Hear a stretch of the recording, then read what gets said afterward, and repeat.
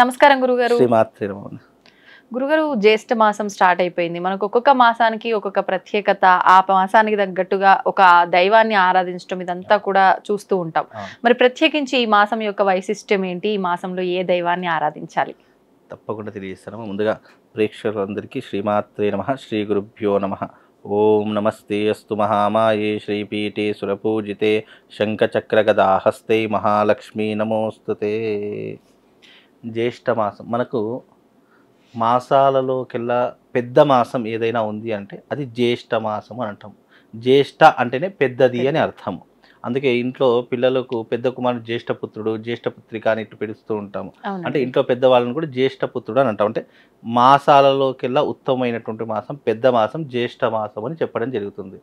అలాగే ఈ జ్యేష్ఠ మాసంలో ప్రత్యేకత ఏంటి అంటే బ్రహ్మదేవుణ్ణి ఆరాధించడం చాలా ప్రత్యేకమైనటువంటి విషయము. ఎందుకంటే బ్రహ్మదేవుడికి ఈ సృష్టిలో ఎక్కడ గుళ్ళు లేవు, ఉన్నా కూడా కొన్ని ప్రదేశాల్లో మాత్రమే. పుష్కర్ రాజు లాంటి ప్రదేశాల్లో ఒక బ్రహ్మదేవుడు ఈ భూమి మీద ఎక్కడైనా ఉంది అంటే అది పుష్కర్ రాజులోనే ఉంది బ్రహ్మదేవుడు గుడి. అక్కడికి వెళ్తే నుదిటి రాతలు మారిపోతాయని చెప్పి చాలా మంది విశ్వసిస్తూ కూడా ఉంటూ ఉంటారు. అలా బ్రహ్మదేవుని ప్రత్యేకంగా పూజించడానికి ఏదైనా మాసం ఉంది అని అనుకుంటే అది ఈ జ్యేష్ఠ మాసము అని ప్రతీక శాస్త్ర ప్రకారంగా. ఈ జ్యేష్ఠ మాసంలో ఏం చేయాలంటే గోధుమ పిండి ఉంటుంది కదా, ఆ పిండితో బ్రహ్మదేవుడి యొక్క ప్రతిమను చేయాలి. 4 ముఖాలు కలిగినటువంటి బ్రహ్మదేవుడి యొక్క ప్రతిమను చేసి ఏంటండి బ్రహ్మాండంగా అయ్యో చాలా మంది చేస్తారు. బ్రహ్మదేవుడి యొక్క ఆరాధన చేయడానికి జాతకంలో ఎంత దారిద్ర్యవంతుడైనా కూడా అదృష్టవంతుడు కావడానికి ఈ మాసం చాలా ప్రత్యేకమైనటువంటిది.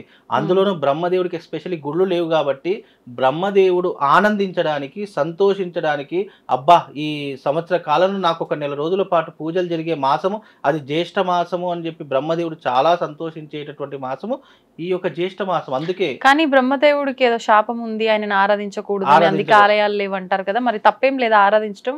అయ్యో బ్రహ్మదేవునికి పూజలు లేవు అంటే భూమి మీద గుడులలో పూజలు లేవు, ప్రత్యక్ష విగ్రహారాధన లేదు అని చెప్పి శాస్త్రం తప్ప మనం చదువుకునే వేదము అంతా బ్రహ్మజ్ఞానమే. బ్రహ్మజ్ఞానం అని ఎందుకంటారు? బ్రహ్మ నుంచి వచ్చినటువంటి జ్ఞానమే వేదములు, శాస్త్రములు, పురాణములు, ఇతిహాసములు, కావ్యములు ఇవన్నీ కూడా బ్రహ్మజ్ఞానంతో కూడుకున్నటువంటివి. అందుకే దీనికి బ్రహ్మజ్ఞానం అంటే ఆయన వేదాలు ఏవైతే ఉన్నాయో అవి బ్రహ్మజ్ఞానంతో సంపాదించుకున్నట్టు కాబట్టి వాటన్నిట్లో అక్షరంలో బ్రహ్మజ్ఞానం ఉంటుంది. అంటే మనం ప్రత్యక్షంగా పూజ చేయకుండా పరోక్షంగా ఈ జ్ఞానాన్ని సంపాదించుకోవడాన్ని బ్రహ్మజ్ఞానం అని పిలుస్తూ ఉంటాము. అందులోనూ ఈ మాసంలో ప్రత్యేకంగా ఆయన ప్రత్యక్షమైన పూజలు లేవు కదా, మనం ఆయన రూపాన్ని పిండి ముద్దగా చేసి ఆ పిండి ముద్దకే పూజ చేస్తూ ఉంటాము. ఇప్పుడు పార్థివ లింగార్చనని మట్టితో శివలింగాలు చేసి ఎలాగైతే పూజిస్తామో అలా బ్రహ్మదేవుడికి పిండితో చేసినటువంటి ప్రతిమను చేసి దాన్ని పూజించడం వల్ల మన నుదిటి రాత మారుతుంది. చాలా మంది అబ్బా నా తలరాత బాగాలేదు, నా తలరాత దారిద్ర్యంగా ఉంది, నా జీవితంలో అన్ని దరిద్రాలే ఉన్నాయి, ఆ భగవంతుడు నా నుదిటి రాత ఎలా రాశాడో లేదో అని చాలా మంది బాధపడుతుంటారు. చూసారా, వాళ్ళ తలరాత మార్చేటటువంటి మాసం జ్యేష్ఠ మాసం.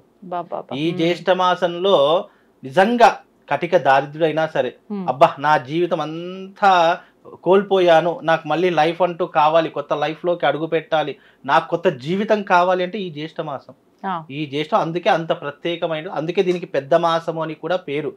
ఈ మాసంలో గనక బ్రహ్మదేవుణ్ణి ఆరాధిస్తే చూడండి మనిషి యొక్క జీవితం మారిపోతుంది. ఎలా ఆరాధించవచ్చు అంటారు గురువు? పిండి ముద్దను తీసుకోవాలి, చక్కగా బ్రహ్మదేవుడి యొక్క ప్రతిమ అందరికీ తెలుసు రూపం ఎలా ఉంటుంది, 4 ముఖాలతో చతుర్ముఖ బ్రహ్మ యొక్క రూపాన్ని చేసుకుని దానికి షోడశోపచార పూజ చేయాలి.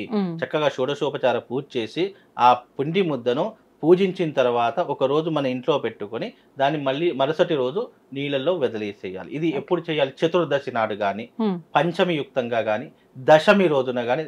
మనకి ఈ మాసంలో దశపాపహర దశమి వస్తుంది, ఆ దశమి రోజున కానీ చేయడం చాలా విశేషం.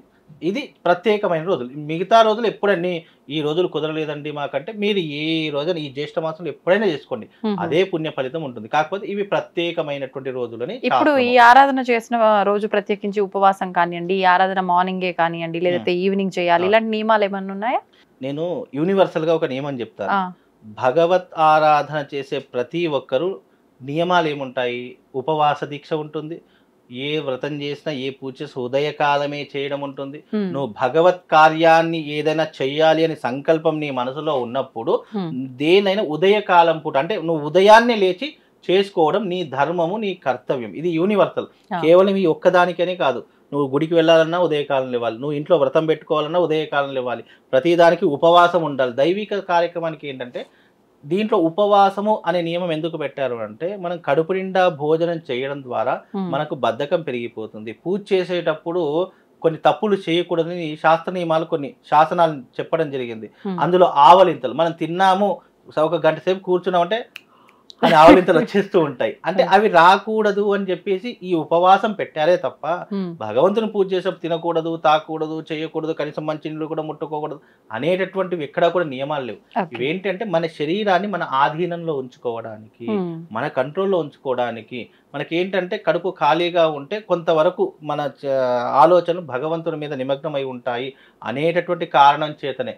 లేదు అంటే ఆవలింతలతో పాటు ఇట్లా వాళ్ళు కొరుకుతారు మనిషి. కాబట్టి ఆ కారణం చేత తినకూడదని చెప్పి తప్ప నువ్వు వ్రతం అయిన తర్వాత ఏం చక్క పొద్దునంతా తినేది ఆ 2 పూటలు ఒకేసారి తినేస్తారు మనిషి. కాబట్టి అందుకే తినకూడదన్న దానికి ఇది ఈ నియమం పెట్టారు తప్ప పెద్ద దానిలో తినడం వల్ల లోపమో లేదా దానివల్ల ఏదైనా మనకు అనర్థాలు జరిగిపోతాయో అనే భయం పెట్టడం కోసం అయితే లేదు. కాబట్టి ఈ రకమైనటువంటి నియమం ఒకటి ఉంది. ఇప్పుడు ఏ పూజ చేసినా ఆ పూజకు తగ్గట్టుగా ఆ స్వామివారు అమ్మవారికి తగ్గట్టుగా వాళ్ళ ప్రీతికరమైన నైవేద్యము అని చెప్పి, లేదు మన కోరిక తగ్గట్టుగా ఈ నైవేద్యం అని చెప్పి చేస్తాం.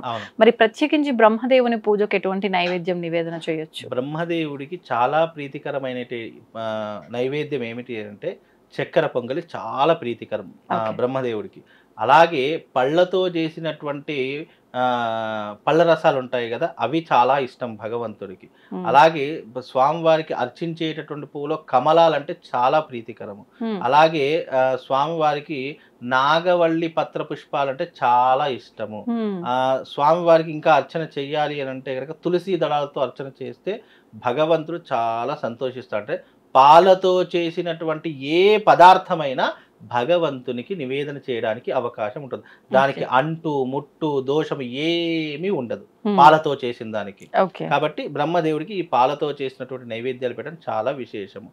వాళ్ళ స్తోమతకు తగినట్టు వాళ్ళు ఆ నైవేద్యాలు పెట్టుకుంటూ ఉంటారు. ఇక మామూలుగా పెట్టాలంటే పులిహోర పెట్టవచ్చు, దద్దోజనం పెట్టవచ్చు, చక్కెర పొంగలు పెట్టవచ్చు, పరమాన్నం పెట్టవచ్చు, పాయసం పెట్టవచ్చు. ఇలా 1 కాదు 2 కాదు మీకు తోచిన నైవేద్యాలు పెట్టచ్చు. నైవేద్యము అన్నదానికి అర్థం ఏంటంటే భగవంతునికి సమర్పించి మళ్ళీ మనమే దాన్ని ప్రసాద రూపకంగా మనం స్వీకరిస్తాము. శంఖంలో పోస్తే ఎలా తీర్థం అవుతుందో భగవంతుని ముందర పెట్టిన ఏ పదార్థమైనా ప్రసాదం అవుతుంది. అందుకే దానికి అంత పవిత్రత. కాబట్టి ఆ పవిత్రత ఏంటంటే భగవంతుడు కూడా ఏదో ఒక రూపంలో అది కొద్దిగా తింటాడట.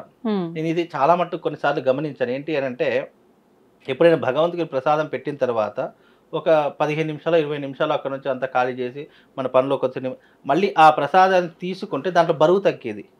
నేను ఆ వెయిట్ మిషన్ కూడా ఒకసారి మీకు ఎవరికైనా భక్తి ఇంకా భగవంతుడు ఉన్నాడు అన్న దానికి నిదర్శనం కూడా నేను ఒకటి చెప్తాను. మీరు ఎప్పుడైనా భగవంతునికి నివేదన చేసినప్పుడు మీరు భగవంతునికి పెట్టేటప్పుడు దాని వెయిట్ చూడండి.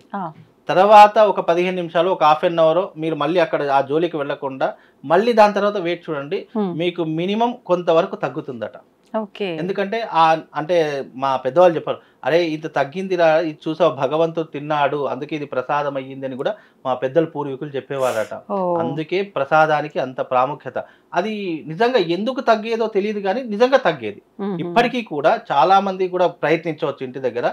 ప్రసాదము అనేటటువంటిది భగవంతుని ఎందుకు అర్పిస్తామంటే ఆయన ఏ రూపకంగా వచ్చి చీవ రూపంలో తింటాడో తెలియదు, పురుగు రూపంలో వచ్చి తింటాడో తెలియదు, ఈగ రూపంలో వచ్చి ఏ రూపంలో వచ్చి తింటాడో తెలియదు, కానీ అది తిన్నాడు అని అంటే దాని బరువు ఆటోమేటిక్గా తగ్గుతుంది. అందుకే అది ప్రసాదం అయ్యింది. ఆ ప్రసాదం తింటే మనకు కూడా పుణ్యం కలుగుతుంది అని మన పెద్దలు చెప్పేవారట. అందుకే దానికి అంత ప్రాముఖ్యత. అందుకే ఈ మాసంలో బ్రహ్మదేవుడికి పూజలు చేయాలి. మీ నుదిటి రాతను మార్చుకోవాలి, మీ అదృష్టాన్ని పరీక్షించుకోవాలంటే ఈ మాసం చాలా ప్రీతికరం.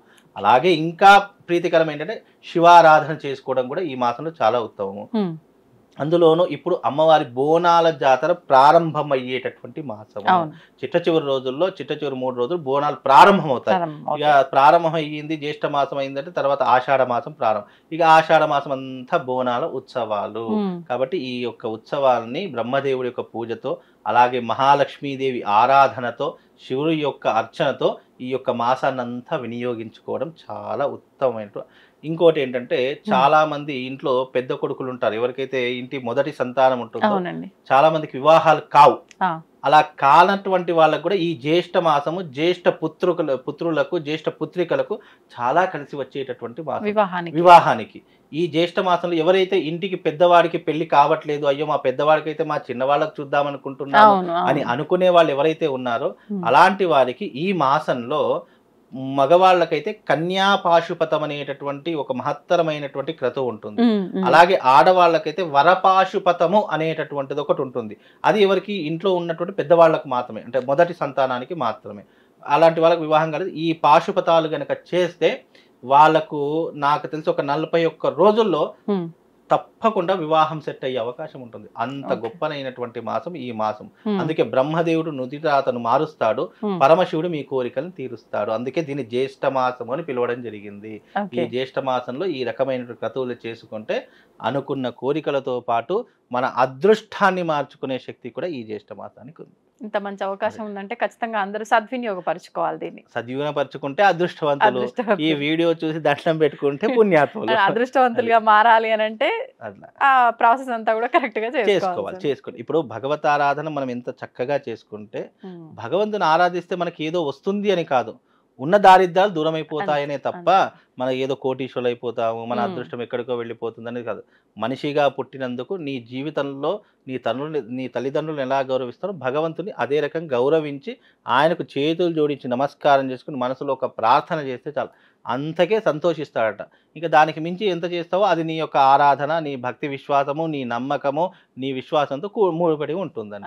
అది. ధన్యవాదాలండి.